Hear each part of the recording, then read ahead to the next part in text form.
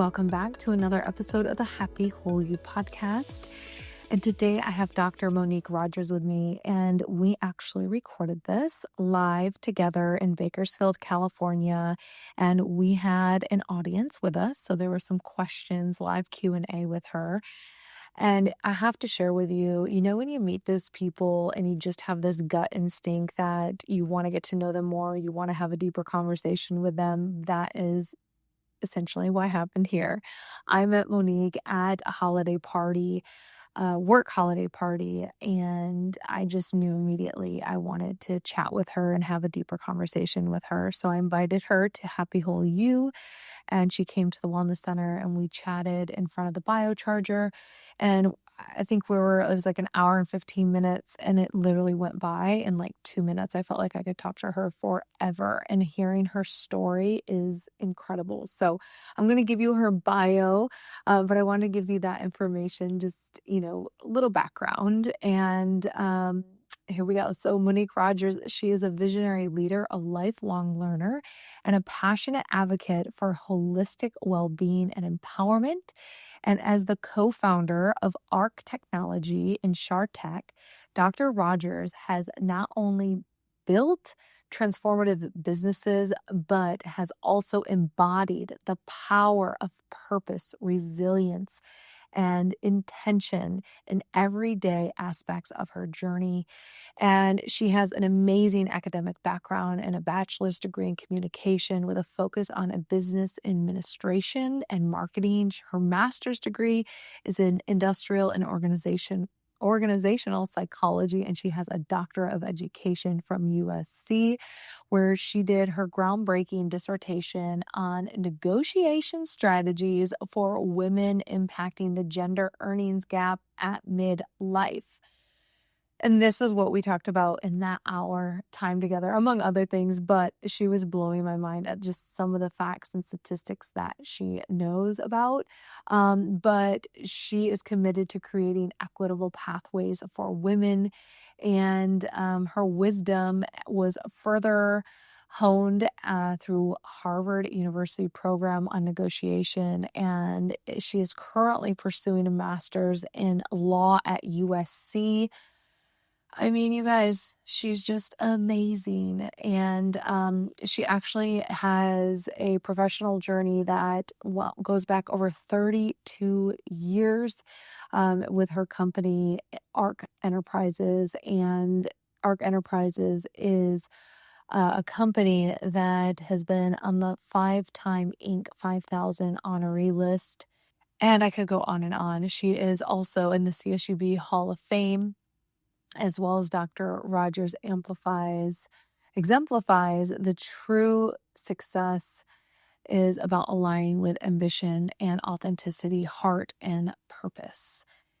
And you guys, I'm so excited to share this episode that we recorded with you, and her journey, which brought her towards empowerment and peace through yoga.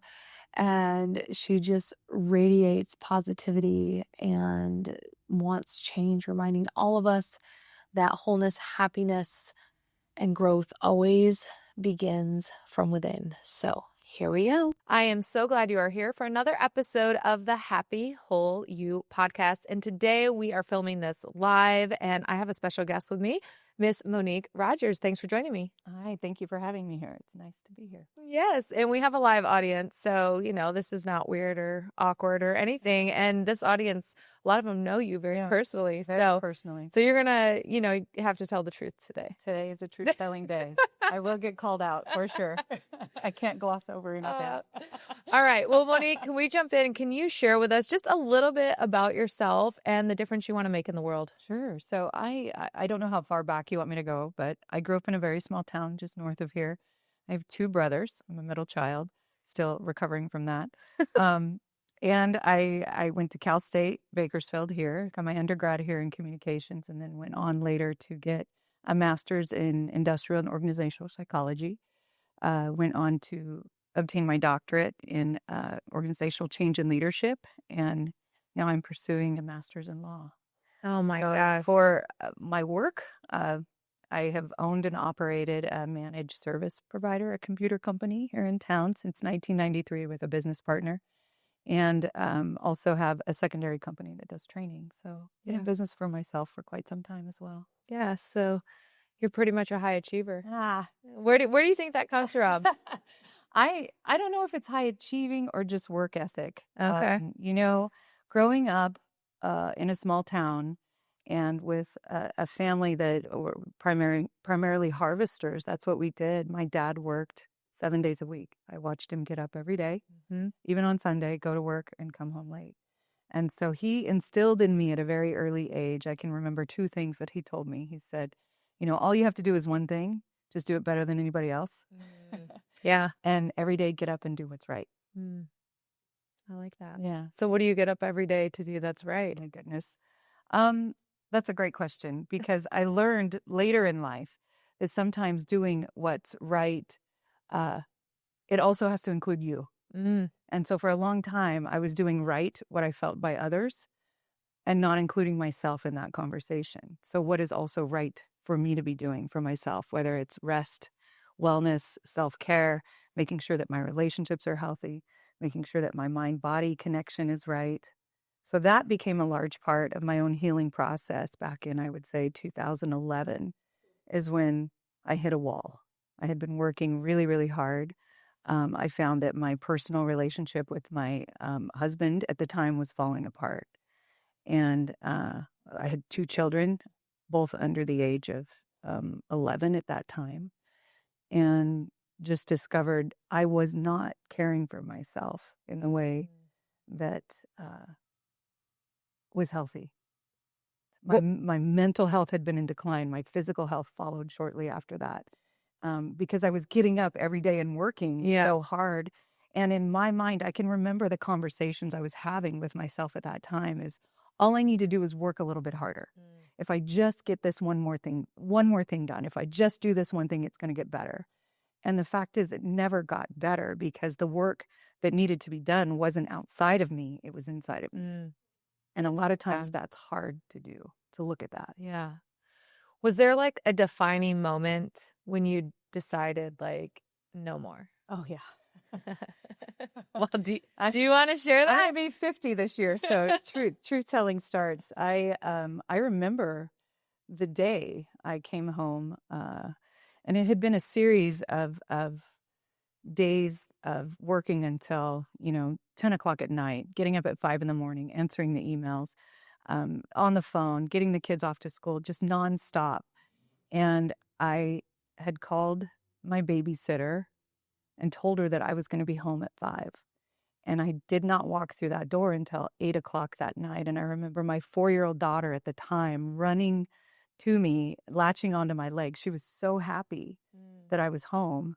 And this was a time when my ex-husband and I, we had split. So he was not involved in the home and he was not involved, with the children at that time. And my daughter, I scooped her up, dropped my briefcase, dropped everything, scooped her up into my arms, and she grabbed my face and she said, "Mommy, I'm so happy to see you. And I'm hungry." She hadn't had dinner yet. It was 8 o'clock at night. And I could have been mad. I could have been angry at the babysitter for not feeding her. But I told her I was going to be home at 5. I was 3 hours late. Yeah. She had to go. She took off. And I remember my son in that moment saying, "Mom, go change your clothes." I was still in my work clothes. "I'll make her a bowl of cereal and we can have cereal for dinner." And I walked into my bedroom and I looked at myself in the mirror and I did not recognize who that person was. And she was staring back at me. And at that point, I walked into my closet, took, off my work clothes, put on my comfy clothes, and I started to cry. And I couldn't remember the last time I had actually cried, but that cry was coming from somewhere different. Yeah. It wasn't cerebral. It was emotional. It was deep down. It was a wail. And I was so afraid my kids were going to hear me crying. And I just said, "No more. This is it. It stops tonight." And I don't know how it's going to stop, because in those times you have some really dark thoughts of like, maybe I don't need to be on this planet anymore, right? Like, Been there. maybe this is it. Yeah. I don't need to be here anymore. And that was it was a thought. It was a fleeting thought, but it was definitely there. And at that point, I had entered counseling, and I texted my therapist at that time and just said, "Hey, I don't know what's going on, but it stops tonight. So whatever it is, if it's medication, if it's, the darkness that starts here, like, or ends here, whatever we need to do, this stops tonight." And he said, "You should try yoga." And I said, "I don't think you heard me, or I don't think you know where I'm at, how dark this just got. This is where I'm at." And he said, "I think you should try a class." And I did. But I did it for the wrong reason. I tried it because I thought, okay, I'm going to check the box of doing this thing so that he will write me a prescription, and then I can get these pills and it'll make everything better. Yeah. And I took my first yoga class, and I absolutely hated it. And I went home that night, and I slept the best I had slept in probably 3 years.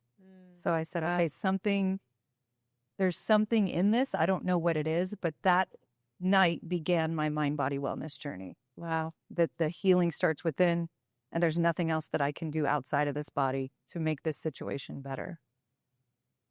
Wow. What a moment. It was a defining moment. Yeah. That's amazing. So you started doing yoga. I did. You started to piece yourself back together. Right. What were some other things that you chose to do or do differently than what you were doing before? Like, how did that start to unravel for you? There are a couple of things. I think that, there were two immediate things that came to fruition.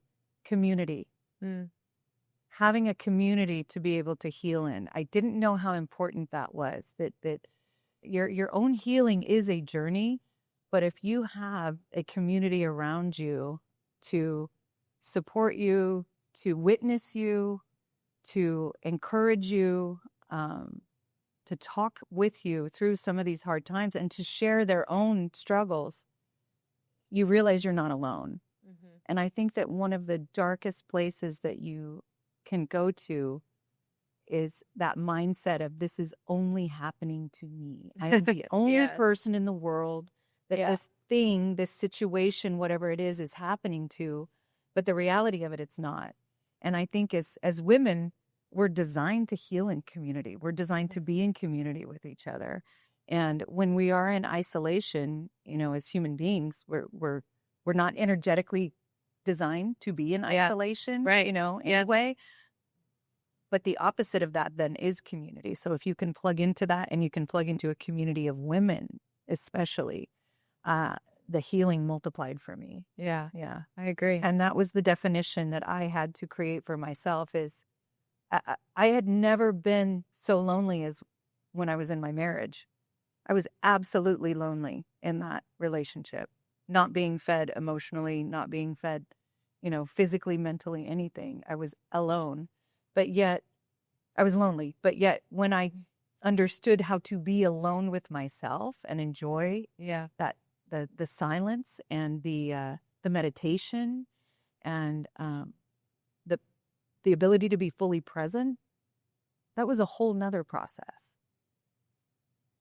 So those two things, community, and then learning that being alone and being lonely are two different things. Oh my gosh. Yeah, that's pretty powerful. So, the studying that you've done, my friend, first of all, thank you for sharing all that. That's an amazing story. When we get to the other side and we've worked through a lot of it, it's like I'm proud of myself. And I'm sure you feel that way. Like, good job for getting through that, because sometimes it can feel easier to just give up or just keep doing the same thing over and over again and just keep repeating and expecting it to be different. Yes. So bravo to you. Some of the work that you've studied is really fascinating. And so I'd love for you to dive into what you're passionate about, because I know you do the work, the studying, because you're passionate about it, but share a little bit about the work that you've done around women and women speaking up and all of that. It's all interconnected. So when I started to hear my own inner voice, and I started to understand not only how powerful it is to be able to listen to that voice and respond to it, you go through sort of this thing of like, everybody needs to be doing this. You know, why? I know. I know. Well, you want to shake people, like wake up. Yes. The world doesn't know. I have to be the one that goes out and tells them, you know, like you're this, you know, self-appointed messenger of all these things. And well, you feel a responsibility. Totally. You know? But also I had to realize like the world isn't always ready to receive that. No. You know, you look a little crazy sometimes when you go out there and you're like, you're prophesizing about all your healing. People have to be ready, right? Yeah. They have to be ready. For sure. So I really started to want to understand not only biologically, scientifically, why women, why we freeze in moments, why we flee in moments, where we lose our voice. You know, when once I heard my own voice, I was like, I don't ever want to lose this again. And I was also still coming into situations where it was happening. So it was confusing me. And that was during the period of the Me Too movement. I don't know if you guys remember that. It was probably like, it's the Harvey Weinstein and the, you know, women coming out and really saying this thing happened to me. And it wasn't just this thing, it was how my body responded to it. I froze in a moment where I knew something bad was happening, but I couldn't speak. I couldn't talk. speak. I lost my voice. I lost my agency, you know, all of these things. So I started to, you know, just kind of research, what is this thing that happens, you know, when our survival mode takes over, where we go into flight, fight, or freeze, and is there an antidote for it? Is there something we can do? And I came across this woman who was doing a lot of this really good work. Her name's Kasia Urbaniak, and she was just teaching classes about power with men. Like, what is it like to be in a boardroom with a bunch of men? And what is it like to lose your voice in the conversation? And what is it like to you know, be in a situation where a man makes a move on you and you freeze? You didn't say yes, but you also didn't say no. So there's this confusing moment. And I signed up for her workshop. It was in New York. There were 75 women there that were attending. And come to find out, her background was so interesting. She was studying to be a Taoist nun. And then at the same time, she was a dominatrix in New York. So here's this woman, you know, studying, doing all of this very mystical work, very traditional work, very meditative work. And then in order to pay for it, she worked in a dungeon. And what she said is that the two became one. It was sort of like what she was doing, the focus of what she was doing, studying to be this Taoist nun, started to overlap in her work as a dominatrix. And I don't know if a lot of you know what dominatrixes do, or at least what she did. You don't sleep with your clients. That's an exchange of power. So it's oftentimes it's not sexual at all. It's very much attention out and very much attention in. So there are states that you're in. You're in a dominant state. You're in a submissive state. And so, you know, she just became like 10 times more interesting. Yeah, well, yeah, you're going to be a nun and a dominatrix. Talk about the shadow and the light size. So what were the overlapping? Like, what was she saying that was overlapping in that? I mean, and I'm going to paraphrase her, so these are not her words. You know, when you're studying in a meditative state, all of your attention is on the present. Everything is narrowed. Everything is out. And that is also the dominant state. When you're dominating someone, your attention is out on that individual. Yeah, when you're, it's like you're in kill mode. Right. Well, you're not going to kill him, but yeah, might hurt him a little. But the way she would explain it is, this is the state that gives you agency. This is the state that a lot of women don't have access to in times of crisis, is this dominant state. So the ability to flip back and forth is important between dominant and submissive, because you're in a state of giving when you're dominant. You're in a state of receiving when you're submissive. But the real answer to what I was looking for came in her teachings around being able to ask. So the main key that she taught me was when you feel you're losing your agency, when you feel that fog coming in, when there's a movement made or a comment made and you just kind of freeze, ask a question. Even if it's Where did you get those shoes? Oh, Where did you get that shirt? Attention out now rather than in. I gotcha. And so that makes it makes the other person now have to answer your question, right? So you're shifting the power Out. within conversation of asking an open-ended question. Right. Just that alone shifts the state of power in the moment. Now, can you ask other questions like, do you realize what a silly question that was that you just asked me? Or do you realize, you can put a bite into the question. Yeah. But she said the important thing is to just ask the question. So then from that seminar, there were 75 of us that were there for 3 days. She said, I'm going to pick 20 of you to work with for an entire year. So, who applied? I did.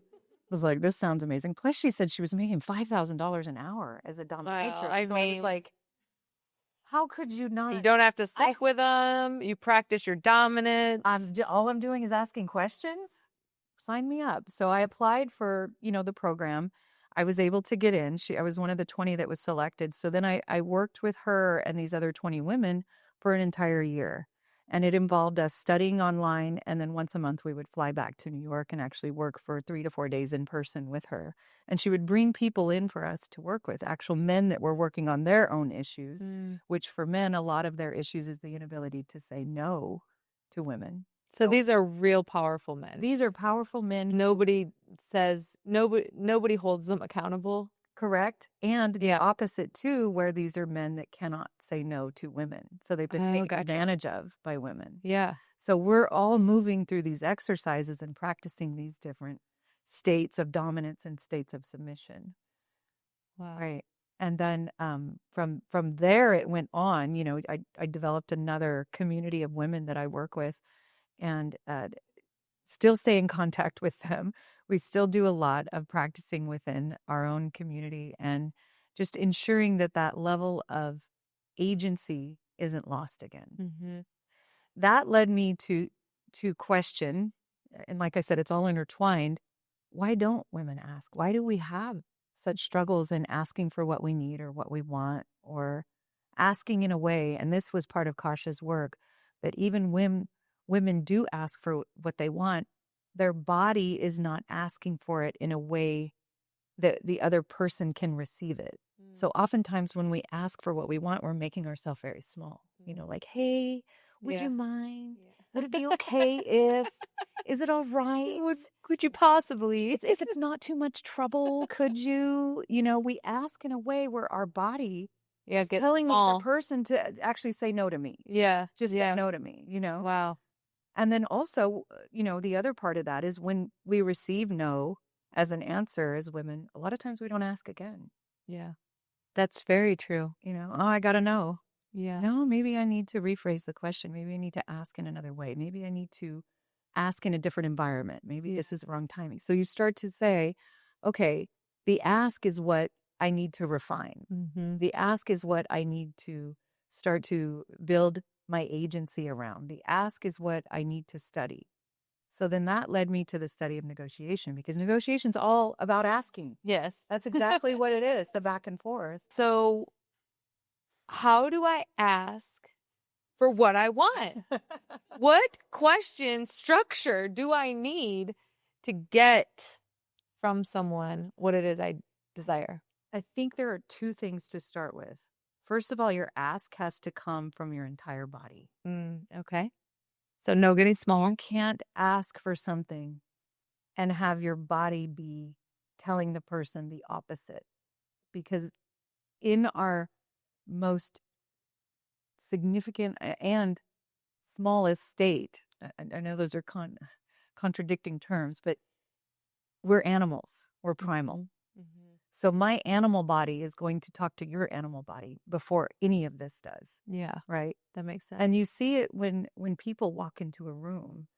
A lot of times they're already closed off. Their body language is telling you how they feel before their words ever do. Yeah. So getting comfortable with the ask in your body, like I'm getting ready to make a big ask.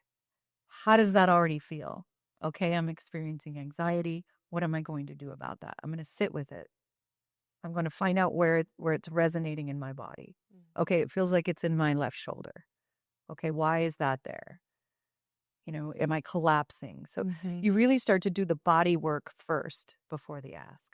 And then, of course, you go through just all the different ways I could ask for this, sitting down and doing what's called an asking practice.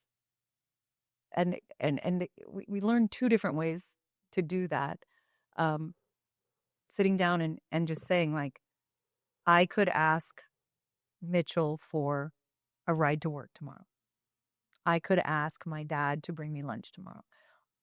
Writing down all the ways in which you could ask people, or particularly men, for what you want. I love that. So the physical practice and then the writing practice, getting comfortable even writing out your asks. Yeah. And then outrageous asks. Not that you're ever going to ask for some of these crazy things. I might. But write it down. I could ask, XYZ person for a Lamborghini. I could ask, getting comfortable with the really big asks. Because I think as women too, we minimize our ability to transcend the obvious ask. I could ask for, someone to bring me lunch. That's a small ask. Yeah. Go outrageous. Yeah. I could ask so-and-so to buy a house for me. I could Yeah. ask to use so-and-so's jet. Yeah. And then part of that practice is also building your constellations of people that you know in your life that you could ask for things. So reaching out to your network. Yeah. And we were even taught that, you may never ask for any of these things. It's the practice of it. Yeah. But in the practice of it, we build the capacity for the confidence of actually doing it. Yes. I think it would be so powerful if women started asking more. And if women started asking women more. Right? Like, I want to know what my friends want. Right. I want to know what my clients' desires are, because I get so excited if I could like connect some dots to help bridge like collapse time to bring their desires to them closer. Like, I get so excited about that. And I can't imagine other women not being excited about that, but yet we're not asking. Right. I've asked probably more in the last 6 months of other women than I've probably asked in the last 42 years of my life. How's that working for you? It's great. It's fantastic. And it's like, I feel like I'm popular because I feel like I have so many badass friends that are doing such crazy great things that like I could be like, hey girl, can you help me with this? Or do you know somebody that you connect with this? Yep. And they're like, yeah, of course. And I'm like, well, yeah, of course you do, because you're awesome. Right? Like, I don't know. And I think that's the other good thing about getting older is like, we're in charge, like we're doing things, but it's so great to meet another woman that is like confident in who she is and like doing the things that are in alignment with her true authentic self, because she's unstoppable. I also think some of that comes with age.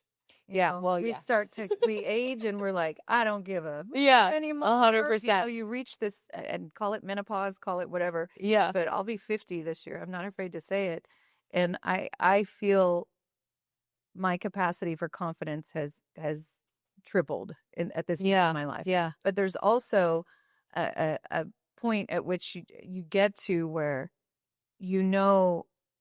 enough about the people around you and the people that you're surrounding yourself with to very quickly make a decision on what I need to ask and what I'm willing to give. So there's a knowledge and a wisdom, I would say. Yes. That there as well. And then the piece of like, I don't got time for this shit anymore. I'm done. I'm tired with the small talk. Yeah. I want to be talking to other women who have practiced dominatrix and who are doing amazing. The only issue with that is now I get they're gifts. I get all kinds of crops and whips and things in the mail and from other people, and they're hanging in my office now because they're gifts, people are giving me. Can't throw those away. But now people come in my office and they're like, what is that? You're like, what is that? It is a gift. It's never been used. It's brand new. It's a great conversation. It is a great conversation. Oh my God. But it can look intimidating when you come into my office. They're like, are you going to use that? I don't know. Maybe. Depends. Depends on if you give me what I asked for. Oh, that's great. Okay. So you said something to me when we were chatting at my wellness center, and I was just like jaw to the ground. You shared that there was, and let me know if I'm off with this. It just blew my mind. You said there was some study where men and women, men could think that they were like 20-30% qualified for a position and they would apply for it. Women would be like, if I'm not like 100%, I'm not even going to apply for it. And this is men just thinking. Correct. Yeah. Like this is a real thing. This was a study that came out, and I used it in some of my research that said that men will apply for a position if they think they're even 20% qualified. Women will not apply for a position if one or two of the items on there they're not familiar with. They will feel underqualified for it. And I'm generalizing, obviously. I'm generalizing, so I want to put that out there. But men will say, I'll learn it when I get there. Let me get the job first and I'll learn the rest. Whereas women feel the need to, I've got to be 100% qualified for this before I even apply. And what a disservice that is to ourselves, right? Yeah. To not realize that we too can learn on the job. Yeah. But it is, and I think that's part of our societal conditioning too. You know, and we can talk about that as well is what women go through in the asking practice early in life and what men go through. Yeah. We often have two very different upbringings, and growing up with brothers, I saw that. Yes. I really did. I have, like I said, two brothers, and you know, they would be working outside. Most of their chores, most of the things they did were outside of the home, which gave them access to our neighbors and other people coming by our house. So if they, let's say they're out there washing the cars or raking the leaves, the neighbor could come over and say, oh, I'll give you $20 to do my leaves too, or wash my car. And that gave them not only the capacity to begin their negotiation and their asking and determination of value. Is this job worth $20 or is it worth $40? Yeah. You know, or do I do it for 20 the first time and realize this was a lot more work, right? Yeah. Whereas if you're a girl working inside the home, oftentimes your labor is deemed, well, you should be happy you got a roof over your head. You know, you're gonna do this because it's a part of the household that has to be done. And that does two things. It doesn't allow that negotiation opportunity to begin. It also doesn't allow us to put a value on that type of worth. Yeah. Like, how much is that work worth? I know if I would have told my mom, you know, hey, give me $15 to wash those dishes, my life, I might not be here. Yeah. Right. So you better be. Yeah. So it's a very different environment, I think, for young women in a lot of ways, just growing up, that our first ask, our first negotiation, or even our first experience in defining our worth is with that first job that we got and get. And so a lot of times I see women just accepting what they Oh my gosh, right out of the gate, like, you know, first offer, great. I'm just happy to be here. Yeah. I'm just happy, right? Look at my body language. I'm just happy to be here. Just happy to have this position. Just happy to, instead of saying, I know in the industry, this is what this position is. Yeah, this is the standard. This is my experience. I know what I'm bringing in, and this is what I'm going to ask for. Oh my gosh. Right? And if we could do that and think about the cumulative effect of that. So, you know, with our first job, maybe we didn't do that. And now we're still at this same company, and the men did do that. You know, maybe they negotiated for a 4% increase or a sign-on bonus or something like that. Yeah. That becomes part of their package, which even if you just do a cost of living increase or you just do annual increases, that gap is never. Yeah, it's always like there. you're never going to catch up. So then, you know, there's other things that happen in our lives, whether we take time off to give birth or to take care of a sick parent. We return to the workforce 6 months later, and the workforce says, well, you've been out 6 months, so we're only going to offer you this instead of this. Yeah. And we take it. So there's another setback. So these cumulative effects of not either asking or accepting less, we get into midlife and we find ourselves earning 30 to 40% less than men of equal education, equal experience. Yeah, it's through our own small concessions. Yeah. That process. And it all comes from us not asking. Right. Or having the environment to be able to ask. That's another thing. You've got to be in an environment. Developing that skill. Right. Yeah, that is open to us asking as well. Yeah. Yeah, I was just we interviewed about 4 or 5 women for a position, and I said to my assistant literally today, I said, "Not a single one asked what the pay was." Wow. They're applying for a position, none of them asked what the pay. I remember I was around like 24, 25, and I was personal training, and I was down south, and I was getting another certification, and it was a pretty substantial one, and I met this couple there, and I told them, like, "Yeah, I live up in Bakersfield. I just moved here a few years ago or whatnot." And they're like, "Oh, we have a private gym. Would you want to come work for us?" And I was like, "Oh, I'm already working for this other place." And I was about to say how I didn't like my job. And he jumped in and said, "Oh, what would it take to get you to come work for us?" Because anyone that has that certification, like, you would want someone of that caliber working for you. And I remember I was like, "Oh my gosh." And in that moment, I just like stopped myself. And I was like, I'm going to be able to tell them what I want to get paid. This is wild to me. And I negotiated $25 a session, which was more than the $14. Double. Yeah. I was like, oh, Almost double, 25. It's like, almost where did that double. number come from? I don't know.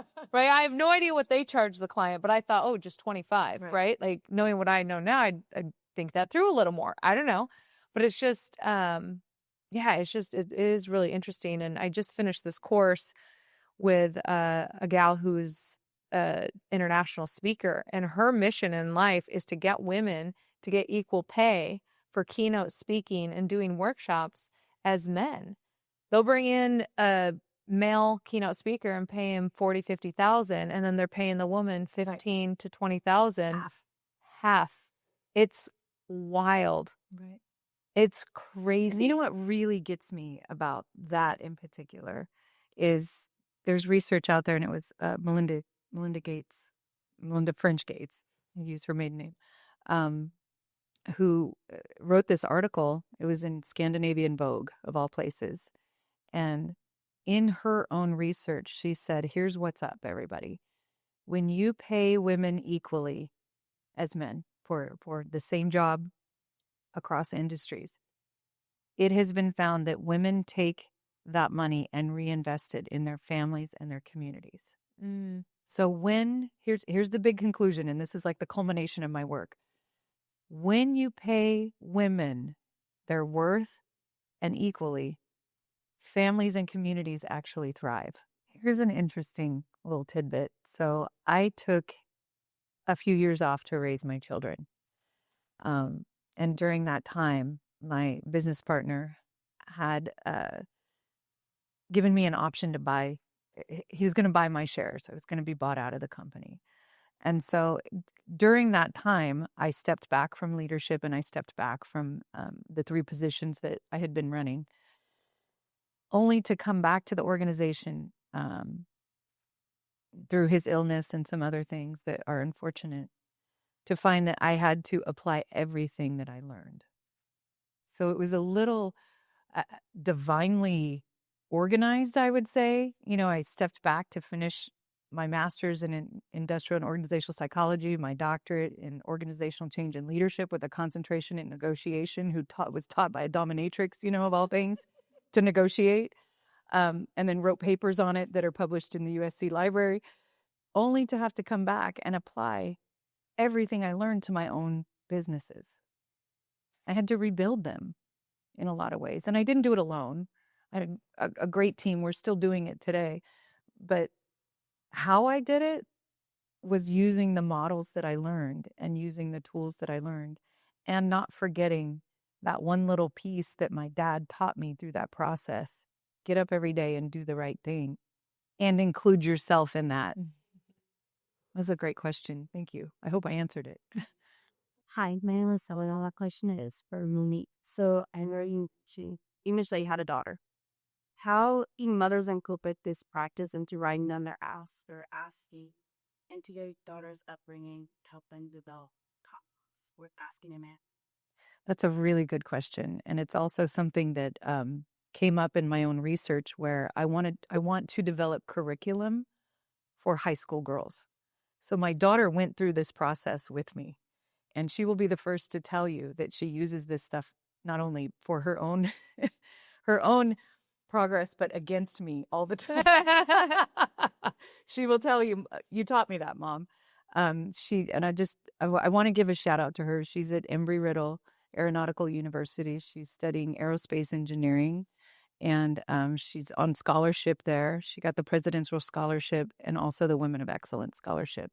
She's in a male-dominated field. That school, for every one female, has 3 males.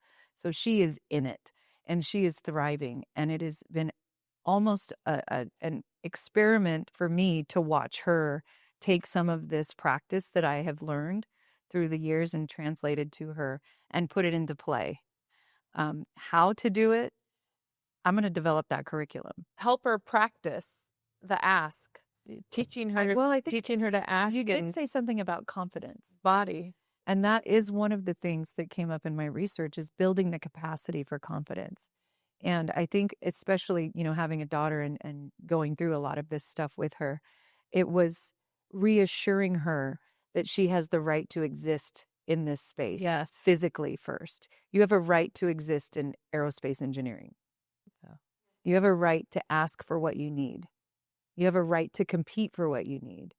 So just reinforcing that you have permission to play in this space for young women is huge, because the world is already telling them, just by the amount of men that are in it, that sometimes you're not welcome in that space. Mm-hmm.